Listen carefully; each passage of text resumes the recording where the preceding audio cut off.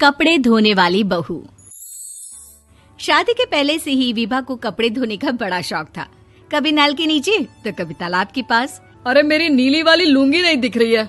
विभा की अम्मा, कहाँ रखी है लुंगी? अरे वो तो विभा ने परसों ही धोकर रखी थी आपकी अलमारी में, देखो वहीं होगी। वो ना मैंने आज धो दी, मुझे लगा कि गंदी हो गई होगी। अरे कैसे गंदी हो गई थी? उसे तो मैंने पहना भी नहीं। हे भगवान, इस लड़की के कपड़े धोने की आदत से परेशान हो गया हूँ मैं। जितना तो घर में राशन नहीं आता, उससे कहीं ज्यादा डिटर्जेंट पाउडर का खर्चा है। इसकी शादी करवा दो, शादी जाए अपने घर में ही करे काम, फिर चाहे घर के कपड़े धोने हो या पूरे गांव के। हाँ ठीक बोल रही हूँ, देखता हूँ मैं कोई लड़का। वो दिन भी आ जाता है जब विभा को देखने लड़के वाले आ जाते हैं। लड़की मुझे अच्छी लगी। होने वाली सास कहती है, बेटी अगर कुछ पूछना है तो पूछ लो। वैसे तो हमारी लड़की बहुत ही शर्मिली है, जो बोल दो वो मान लेती है, इसे क्या पूछना होगा। अरे कैसी बात कर रही हो माँ, मुझे इन लोगों के घर रहना है, सवाल तो कई है। हाँ हाँ बेटा, पूछ लो ना, क्या पूछना है। आप लोगों के घर कपड़े कौन धोता है? सास का मुंह बन जाता है। देखो, अगर तुम ये कहना चाहती हो कि तुम्हें कपड़े धोने नहीं आते तो सुन लो, कपड़े मैं ही धोती हूँ, लेकिन तुम्हारे आ जाने के बाद मैं रुमाल तक नहीं धोऊंगी। अरे चुप रहना भाग्यवान, बहू बेचारी घर आई नहीं, उसे डराना शुरू कर दिया। वो क्या है ना बिटिया, अभी तक तो ये कल्लू की माँ ही धोती थी, लेकिन अब तुम्हारे पापा तो दहेज में वॉशिंग मशीन देंगे ही। तभी विभा की माँ बोल पड़ती है, सवाल भी पूछा तो क्या। वैसे भाई साहब, मशीन की तो फिर भी कपड़े धोने की कैपेसिटी होती है, मतलब जो बिटिया दे रहे हैं ना विभा, इसे कपड़े धोने का बहुत शौक है। ये आप लोगों के क्या, आस पड़ोस गांव मोहल्ले सबके कपड़े धो दे और उफ तक ना करे। बाहर देखा नहीं आपने कितने कपड़े सूख रहे हैं, सब हमारी बिटिया ने ही तो धोए हैं। बस भी करो ना माँ, शर्म आ रही इतनी तारीफ सुनकर। और तो और एक दाग निकाल कर दिखाओ तो मान जाऊँ। हाँ अच्छा अच्छा, माफ करना बेटा, मैंने गलत समझा। हमें तो रिश्ता बहुत पसंद है। और ऐसे जुड़ जाता है रिश्ता कपड़े धोने का शौक रखने वाली विभा का। उसकी शादी हो जाती है कोयला फैक्ट्री में काम करने वाले कल्लू के साथ। शादी के बाद अचानक विभा चिल्लाती हुई सास के पास आती है। सासू माँ, अरे सासू माँ कहाँ है आप? ये तो धोखा है, धोखा दिया आप लोगों ने मुझे। इसे ससुर के चक्कर के बारे में पता चल गया। अरे तो उसमें तुझे क्यों धोखा मिला है? अरे नल में पानी नहीं आता, कपड़े कैसे कब धुलेंगे? अच्छा अच्छा, तू पानी नहीं आ रहा उसकी बात कर रही है।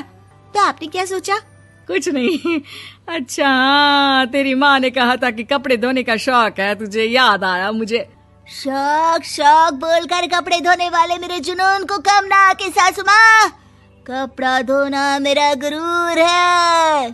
तभी पति भी वहाँ आ जाता है। अभी अभी मैंने इसे सनी देओल की फिल्म दिखाई है, उसी के डायलॉग मार रही है माँ। अच्छा सुन, साफ साफ बता रही हूँ, पानी सुबह 4 से 6 और शाम को 10 से 12 आता है, समझी?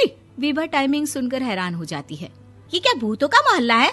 सुबह 4 बजे उठकर कौन कपड़े धोता है? 4 बजे टंकी में पानी जाता है, फिर सारा दिन धोना ना, किसने मना किया? अरे कैसी बात कर रही हैं? 200 लीटर की टंकी में कितने कपड़े धो लूंगी मैं, सुबह ही उठ जाऊंगी मैं। अब क्या था, विभा सुबह 4 से लेकर रात के 12 बजे तक कपड़े ही धोती रहती। एक रोज सास पड़ोस से निकलकर कहीं जा रही होती है कि साथ वाली कहती है, हाँ कल्लू की माँ, जरा ये बताओ कि 2 साड़ी है, 2 ब्लाउज और एक पेटीकोट और एक नाड़े वाला लंबा कच्छा। हाँ तो? अरे तो क्या, कितना लोगी धुलाई ये बताओ। धोबन दिख रहे हैं हम क्या? हमारे पति सरकारी नौकरी से अभी अभी रिटायर हुए हैं और बेटा सुपरवाइजर है कोयला फैक्ट्री में। धोबन समझ रखा है हमें। हाय रे कल्लू की अम्मा, माफ कर दो, वो तो मोहल्ले में यही सब बता रहे थे कि तुमने बहू को कपड़ा धुलवाने के काम में लगा दिया है। सास को पड़ोसन की बात सुनकर गुस्सा आ जाता है। वो घर पहुंचती है जहां घर के बाहर ही इतने सारे कपड़े सूख रहे होते हैं जितने कि किसी धोबन के घर पर। अरे ओ कल्लू की दुल्हन, बाहर निकल।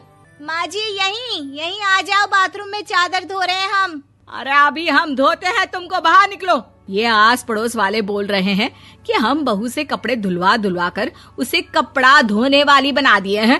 अरे छोड़ो ना माँ जी, किन लोगों की बातों में आती हो? आस पास के लोगों का तो काम ही होता है कि वो किसी तरह सास बहू को लड़ा दे। बहू सारे घर के कपड़े धोती है, ये क्या कम है? बोलिए। सास को भी लग जाता है कि वो बहू का ये सनकीपन नहीं छुड़वा सकती, इससे अच्छा है कि खुद ही चुप हो जाए। एक रोज सास और बहू मंदिर जाते हैं, जहाँ सास की साड़ी वहाँ खड़ी भीख मांगने वाली से मिलती है। माँ जी क्या बात है, आपकी साड़ी उस भिखारन से कितनी मिल रही है ना? हाँ हाँ, देखो तो दोनों की साड़ी मिल रही है। क्या बात है कल्लू की अम्मा, तुम खुद को तो अफसर की बीवी बताती हो और ऐसी सिंपल सी प्लेन साड़ी पहनकर घूमती हो। सिंपल और प्लेन नहीं है ये साड़ी। तो क्या सोने के धागे से फूल बने हैं? कुछ भी सासू माँ, कुछ भी। हाँ, बने थे इस साड़ी में सोने के धागे से फूल।